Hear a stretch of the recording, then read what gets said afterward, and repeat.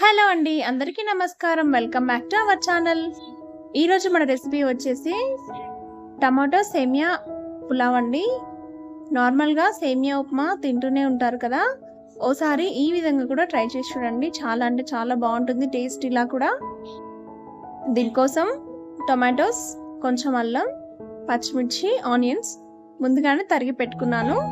ఇప్పుడు ఒక ప్యాన్లో ఆయిల్ వేసుకొని ఇందులోకి మనం ఎంత సేమియా అయితే తీసుకుంటామో అంత సేమియాని వేయించుకోవాలి. మీరు నెయ్యితో వేయించుకున్నా కూడా చాలా బాగుంటుంది. ఈ సేమియా అనేది కలర్ మారేంత వరకు వేయించుకోవాలి. నేనైతే ఇక్కడ 2 కప్స్ ఆఫ్ సేమియా తీసుకున్నానండి. వెర్మిసెల్లి ఉంటుంది కదా, అదే అన్నమాట. ఇలా రెడ్ కలర్లో వచ్చేంత వరకు వేయించుకోవాలి. అది వేగుతుంటేనే మనకు మంచి వాసన అనేది వస్తుంది. అలా వాసన వచ్చేంత వరకు వేయించుకుంటే సరిపోతుంది. ఇప్పుడు అది పక్కకు పెట్టుకొని అదే ప్యాన్లో ఇంకొంచెం అంత ఆయిల్ వేసుకుందాం. ఈ ఆయిల్లో ఒక 2 బిర్యానీ ఆకులు వేసుకోండి. మీకు కావాలనుకుంటే ఏమైనా స్పైసెస్ కూడా వేసుకోవచ్చు, అది మీ ఇష్టం. ఇందులోనే కాస్తంత జీలకర్ర, మనం ఏవైతే తరిగి పెట్టుకున్నవి ఉన్నావో అవన్నీ వేసుకోవాలి. ఆనియన్స్, పచ్చిమిర్చి, అల్లం, అలాగే వాటితో పాటు కాస్తంత కరివేపాకు కూడా వేసుకున్నా బాగుంటుంది.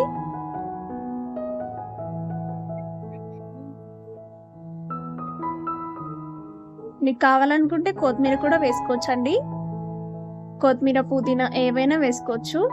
ఇందులోకి చిటికెడంత పసుపు వేసుకుందాం. ఇందులోనే తరిగిన టొమాటోస్ వేసుకొని వేయించుకొని ఈ టమాటాస్ అనేవి మెత్తబడేంత వరకు ఉడికించుకుందాం.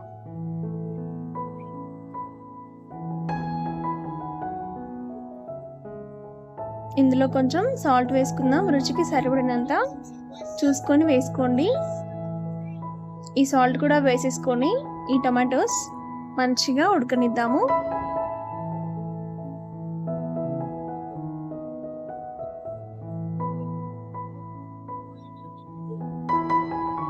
చూడండి, టమాటోస్ చాలా బాగా మగ్గిపోయాయి.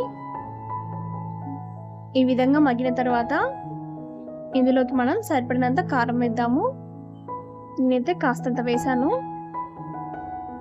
ఎక్కువ కావాలనుకుంటే స్పైసీగా కొంచెం ఎక్కువ వేసుకోండి. కాస్తంత గరం మసాలా, కొంచెం ధనియాల పొడి కూడా వేసుకున్నాను. ఇవి కూడా వేసేసుకొని మరొకసారి కలుపుకొని కాసేపు వేగనివ్వాలి ఈ మసాలాలు అనేవి.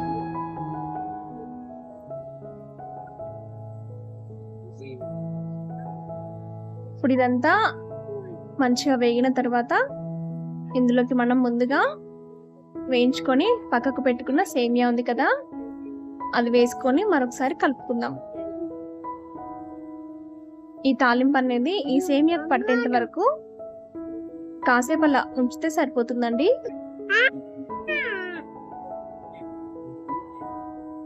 చూడండి, ఇప్పుడు ఇందులోకి మనం వాటర్ వేసుకోవాలి. 1 కప్ సేమియాకి 2 కప్స్ వాటర్ వేసుకున్నాను నేను. మీకు కొంచెం తక్కువ కావాలనుకుంటే 1.5 కప్ అయితే సరిపోతుంది. ఇప్పుడు వాటర్ అంతా వేసేసుకున్న తర్వాత దీన్ని మరొకసారి కలుపుకొని మూత పెట్టి ఈ సేమియా అనేది మెత్తబడేంత వరకు ఉడికించుకుంటే మనకి సేమియా టమాటా పులావ్ అనేది రెడీ అయిపోతుంది. ఈజీ బ్రేక్ఫాస్ట్ అండి, అప్పటికప్పుడు మనం చేసేసుకోవచ్చు. చాలా సింపుల్గా ఉంది కదా, మీరు కూడా ట్రై చేసేయండి, టేస్ట్ చూసేయండి. చాలా అంటే చాలా బాగుంటుంది.